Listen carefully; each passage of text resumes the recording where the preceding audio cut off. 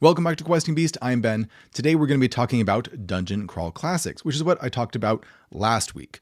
Last week I did a video looking at DCC adventures, and I had a lot of criticisms about the way they are presented and structured. My big problem is that they're often presented in these giant blocks of text, where if you're running it and you need to find specific pieces of information, it can be kind of hard to dig it out. There's just a lot of stuff in there that I think doesn't need to be in there, a lot of bloat, and I feel like it's not great for game masters. Now, needless to say, a lot of people had a lot of things to say about this video. I got an absolute ton of comments.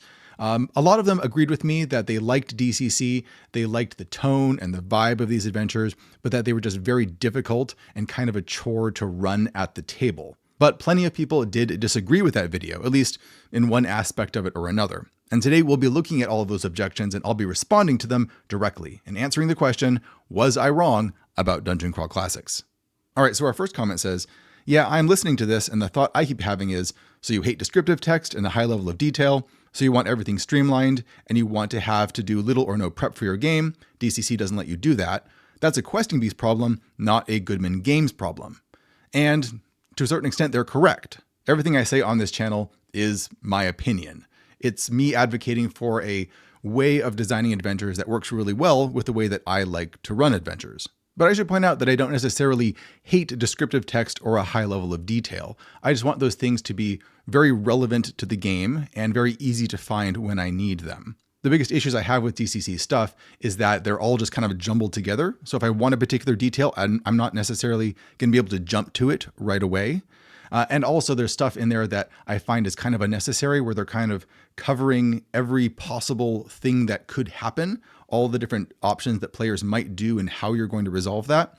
And certainly you can put that in adventures if you want to, but I don't find that super helpful. I feel like it just takes up a lot of space. And as a game master, I'm going to be improvising that stuff anyway. But maybe a bigger question is, why exactly is Goodman Games designing its adventures like this? Is it something that's very intentional on their part because they feel like it helps game masters? Or is it kind of a relic from how these adventures were written back in the 80s and the 70s? My impression is that it's more that, because DCC is very nostalgia focused. So they're writing their adventures the way that these nostalgic products used to be created. And their audience is tuned to like that sort of thing. I get a sense that there is maybe a little bit of fear that if they really shook up the way that they design their adventures, that could also disrupt all of the different game masters that have been buying their books for a very long time. Now, to be clear, I'm not mad that Goodman Games has found a clear audience that loves to buy the things that they make. That's really awesome. That's very impressive, frankly. I advocate for this stuff because I want them to design stuff that's easier for me to run and for people who have a similar outlook on RPG adventures. The next issue that I saw some people bringing up was whether Dungeon Crawl Classics really counts as an OSR product at all. And there's a few different viewpoints on this. For example, this one says that the issue is related to the 6 cultures of play, which is a blog post that goes around quite a bit, in that Goodman Games actually makes products for the classic rather than the OSR culture. The confusion comes from these things being lumped together. Now, the classic style of play is one that's focused on the earliest versions of D&D and being more focused on accurately representing what those games were trying to do. It's a bit drier, it's a little bit more rules focused, I would say, a little bit more procedural, and about the logistics of getting into dungeons, acquiring stuff, and then getting back out again. And then also zooming out to doing larger campaigns in the overworld. For this reason, I would actually not say that Dungeon Crawl Classics is really the classic style of play. In fact, as this next commenter says, it's really more of what people sometimes call trad play, though people argue about the definitions here. As Mythic Mountains RPG says, a minor quibble is that it's, according to Joseph Goodman, firmly in the trad style, not classical.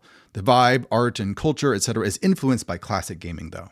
And Thunder Perfect Mind here seems to agree, where he says that a comment on your review of the Music of the Spheres is Chaos, which is an adventure that I reviewed a while back for DCC, this comment claimed that these long-winded descriptions were good because they ensured that the DMs had an official response for every situation to get the game back on track. And yeah, that's the problem. So the trad style of play is the kind of traditional At least this is how it's talked about in online spaces. People argue about what trad means. But in this context, what it's talking about is the style of play where the game master is very much in charge and has a plot or a story that he wants the players to experience, and you're expected to stay on that track and to follow through with that adventure. It tends to have roles for a lot of things. It tends to have a lot of contingencies planned in to make sure the players don't go wandering off. It's not very open.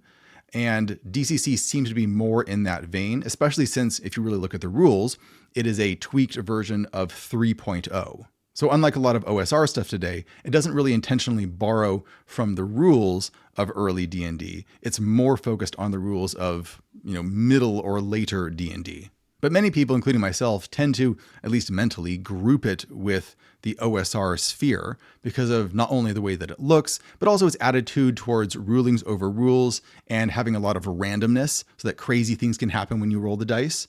A lot of those things feel very OSR, and there's just a lot of crossover between those spheres. In fact, a lot of the rules from Dungeon Crawl Classics tend to get borrowed by other rule sets that are more OSR. Some of my own rule sets have done that, like in Knave.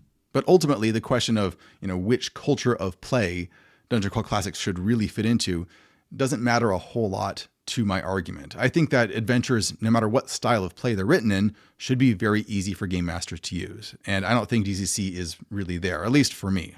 Next up is a number of comments that I thought were very interesting because they directly advocate for the style of adventure design that DCC uses. What is good about it? What do people like about it other than just reading it? Before we take a look at that though, a quick shout out to today's sponsor. This video is sponsored by Into the AM, one of my favorite sponsors because they keep sending me clothing that turns into my everyday essentials. Right now they have a huge deal going on where many of their fall styles are 30 to even 70% off. I'm especially a huge fan of their flannel shirts, like the one I'm wearing right now, which is really great in all kinds of weather. I've been wearing it all the time because here in Kansas we've been having a very mild winter, so it's been fantastic for the last several months. I'm also wearing their stretch denim jeans right now, which are my favorite pair of jeans that I've ever worn. I have the hardest time finding jeans for myself, and these were absolutely perfect. A big thanks to Into the AM for sponsoring this video. Head down to the description below and click on my link for a bonus 10% off of everything in their store, which you should go out and grab right now before it's all gone. So one of the things I kept hearing from fans of DCC is that there's a large contingent of people who really like the prepping process. And DCC is really good for that purpose for them. For example, this person says, after running a bunch of OSE adventures, I can say I actually prefer prepping for DCC. I think Necrotic Gnome adventures are much better if you intend to run them with no prep at all, but they are not as interesting and deep in setting and mechanics as DCC ones. If you actually have a couple of days to prep, I think DCC modules run much smoother if you highlight the most important pieces of info, and are packed with more detail and personality, which makes them deeper, not in a railroady way. I've never had more fun and clarity reading a module than with DCC. I agree it would be much more difficult to run them if you did not have much time to prep though. That's a really interesting perspective, although the idea of taking several days to prep a written module is a little mind-blowing to me. Again, this is my personal preference, but one of the reasons that I go out and I spend money to buy adventures is so that I don't have to prep. That's specifically why I'm doing it. I want to get, yes, cool ideas, but I don't want to put in extra work. If I wanted to have cool ideas and put in work, I'd probably just spend the time to write my own adventure. This one says, I'm torn on the topic. On the one hand, I don't play DCC and I'm a diehard OSE fan. On the other hand, sometimes with the brevity stuff, I'm like, gee guys, it's a book. If reading words is really intimidating, buy a highlighter. I'm sure there are layout and formatting improvements that could be made, but I also don't think that reading the module before playing is some kind of crazy, unreasonable expectation. DCC is not for the weak or faint of heart. You have to prep the published adventures, but they are comparable to Wizards of the Coast stuff. When you fail to prepare, prepare to fail. Okay, first guys, just to clarify, I am not against reading the book. I do like it when you can run books on the fly, but that doesn't have to be how every adventure is written. I'm totally fine with reading the adventure ahead of time. In fact, that is what I do with the adventures that I run. I just want them to be much easier to reference and better organized. That's my biggest sticking point. When I come across some of these rooms in these dungeons where the descriptions for what's inside is multiple pages long, maybe my memory isn't that great, but I can't keep all of that just suspended in my memory to pull out whenever players ask me questions about the room. I have to look it up usually, and if I can't find it, that just slows the game down. Now, this next group of people really focused on how much they loved the tone and the descriptions in DCC in terms of painting the world, and I think they actually make some really good points. So this comment says, someone needed to say it, and DCC is my absolute favorite system to run. The old school Essentials adventures are too dry for me. I want something between the two. The problem DCC adventures have isn't the wall of text and info dumps, which I love, is that there isn't easy reference that is consistent. The two concepts can coexist when managed by a high-quality graphic designer handling layout. I absolutely agree with that. I think the ideal adventure isn't necessarily exactly the way that Old School Essentials does it, and it isn't exactly like DCC. You should be borrowing the best things from all of these different designs. That's one of the reasons why I love the adventures written by Joseph R. Lewis and published by the Merry Mushmen so much. They do have a nice structured format similar to Old School Essentials, but it also doesn't skip on more evocative language by adding these bits of read-aloud text where you can really feel the author's personality coming through.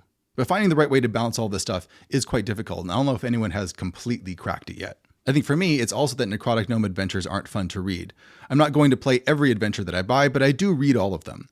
I don't enjoy reading Necrotic Gnome adventures if I won't be playing them, so I buy fewer of them, although always with the intention of playing them. Goodman Games adventures are enjoyable to read, so I buy some just for that purpose. I have an opposing view. I find most modern design boring, sterile, and hard to use. Bullet points and minimalism don't work for me. My mind ends up wandering. I lose my place in the adventure, and I end up running a very halting session with a lot of ums and pauses. DCC adventures are the only adventures I can run as written without problems. The style keeps me engaged and focused, and the layout and art make it easy for me to track where I'm at when my eyes leave the page for a while. I find that really interesting, in that it's just completely the opposite of my personal experience. But I guess that's not too surprising. People's brains are different. They're going to process information differently.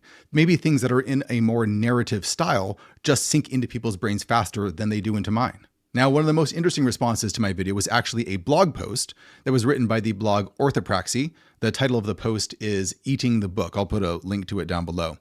And in that post, there's a lot of actually good points, but it says more traditionally written modules, such as those published by Goodman Games, are written so that the GM will remember the module's contents by making the writing itself engaging to read. Evocative descriptions, dramatic moments, and vivid atmosphere allows the GM to more easily eat the book, so that they may better act as the book might act when they run the adventure at the table. As such, there is less need for the book itself to be a helpful at-the-table resource. In contrast, newer OSR modules, such as those published by Necrotic Gnome, are written so that the GM will not have to remember the module's contents even a little bit to run the effective adventure. Instead, a more objective approach is taken so that the book might speak for itself. As such, there is a higher need for the book itself to be a helpful at-the-table resource. This is a really interesting idea. Basically, it's advocating for the fact that if a module is vividly written enough, if the ideas are interesting and attention-grabbing enough, then it will work just by imprinting itself on your mind through a more narrative style so that you won't need to look at the book as much. I actually agree with this in principle. I've certainly read some OSR and RPG books in the past where the writing has been so good that it's pulled me in and I've never forgotten some of the things in it, even if it's not very well organized. A good example of this is actually Deep Carbon Observatory and a lot of the adventures written by Patrick Stewart, who I am a big fan of, especially his writing. Now, over the years, he's gotten a lot better at organizing his text, so it's a little bit easier to use. But his ideas and the way that he writes is a huge part of the appeal and what makes the adventures and the things in them so memorable.